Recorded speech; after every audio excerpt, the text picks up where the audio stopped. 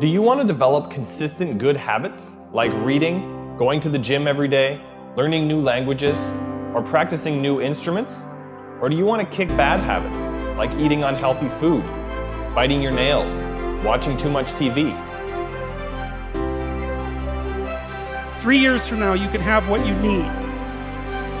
You've got to be careful about it. You can't have everything. You can have what would be good for you, but you have to figure out what it is, and then you have to aim at it. We know that sometimes you can be uncomfortable, but you can be uncomfortable and hopeful rather than uncomfortable and fearful. People go through their lives without knowing what it is they want to do. You don't have to be where you think you want to be in order to be happy. You just got to be on the way to where you want to be in order to be happy. You're going to get what you're looking for. So if you're looking for success, you're looking for happiness, you're looking for prospects, you're looking for recruits or clients, I'm telling you, the more you're consciously looking for those things, you're going to see them. When you're looking to win, you're looking for victory. Sit on your bed one day and ask yourself, what remarkably stupid things am I doing on a regular basis to absolutely screw up my life?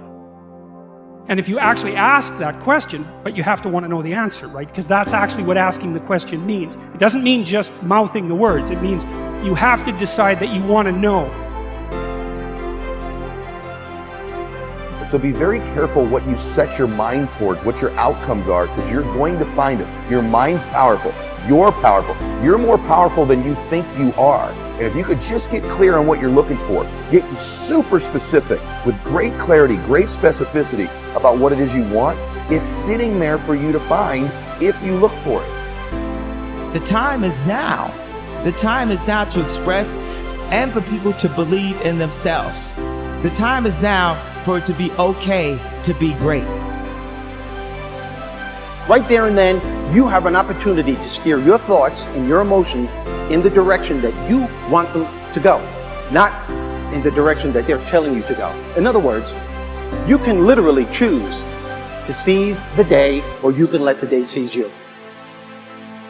If you're fearful all the time, your point of attraction is very far from what you really want. If you're ornery all the time, or a lot of the time, your point of attraction is different from what you want. Your emotions are your indicator of what you're doing vibrationally. You've been listening to us long enough to sort of understand what we mean by that? Don't worry about what needs to be done. Think about who you have to be in order to get it done.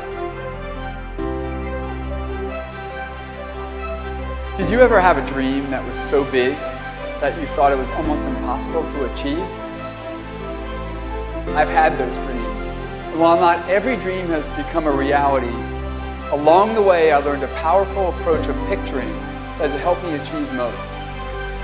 Since that day, I've had other dreams, other big dreams. And in each case, I would picture where I wanted to be, and I would visualize what I would be doing and who I would be doing with when I got there. As the saying goes, you can't make a basket if you never take the shot. I knew I would miss the shot sometimes, and the failure would dampen my spirit, but I would be better off for my efforts and I would be okay.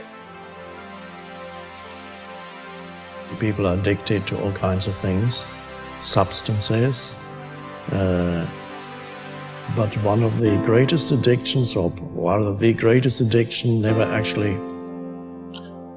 you never read about it in the papers, because the people who are addicted to it don't know it. It's the addiction to thinking. It's actually addictive.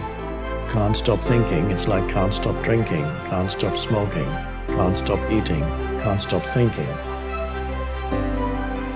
You have the option of taking it hard or taking it easy, of making the worst of it or making the best of it, of giving it your undivided attention, of giving it very little of your attention.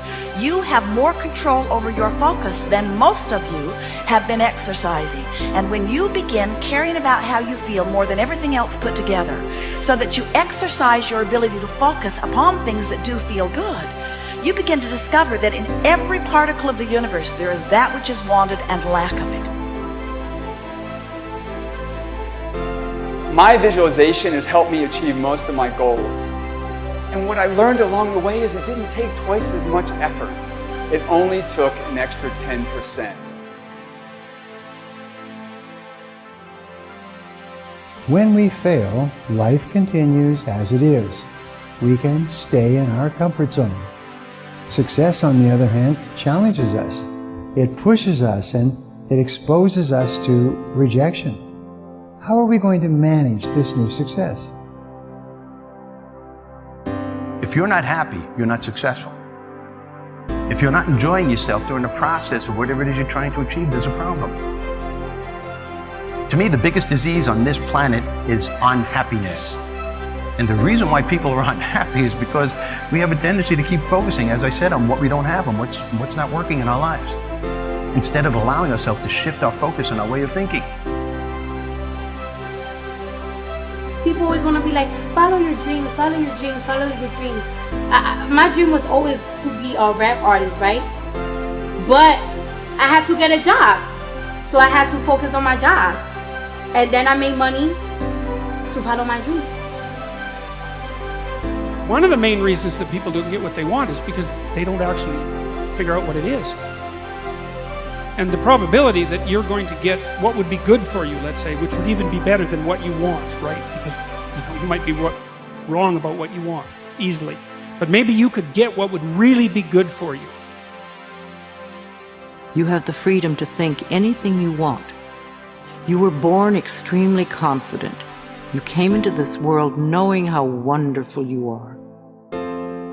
So choose new thoughts to think about yourself, and choose new words to tell yourself how magnificent you are, and that you deserve all the good that life has to offer.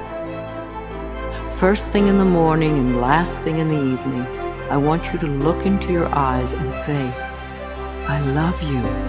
I really love you. Your first goal, this is what I'm suggesting, your first goal when you open up your eyes should be to focus on the things that ignite your spirit and bring you joy. I want you to focus on the things that you appreciate in your life, the things that you're grateful for. I don't care who it is or what it is. Maybe it's the person lying next to you. Maybe you're thinking of your children. Maybe you're thinking of the dog or the cat lying by the side of the bed. A particular goal that you achieved. Maybe there's an event coming up on the weekend. Maybe you're meeting with your friends for lunch. You see, folks, it doesn't matter who it is or what it is. There's always something to be grateful for, to appreciate. And what I'm asking you to do in those few moments before you crank and get into your day is to focus on these things. And why am I asking you to do this?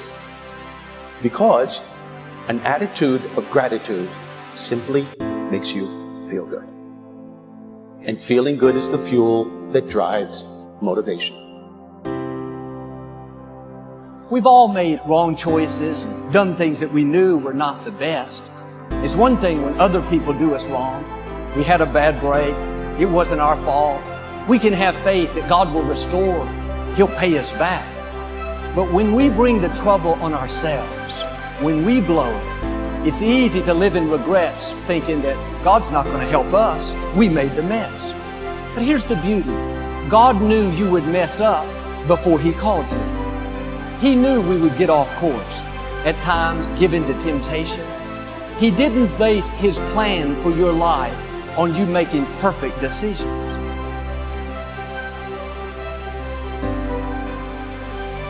Through success, I represent the possibility of what you can achieve and what you can do with your life and your career. Other people's success represents the possibility of what you can do. Those are the records that you can sell. Those are the type of tours that you can do. Those are the kind of songs that you can produce and the songs that you can write. Those are the millions of dollars that you can get, or billions. Those are the type of architectural drawings and buildings that you can build. Those are the type of books that you can sell. Everybody else's success represents the possibility of what you could do.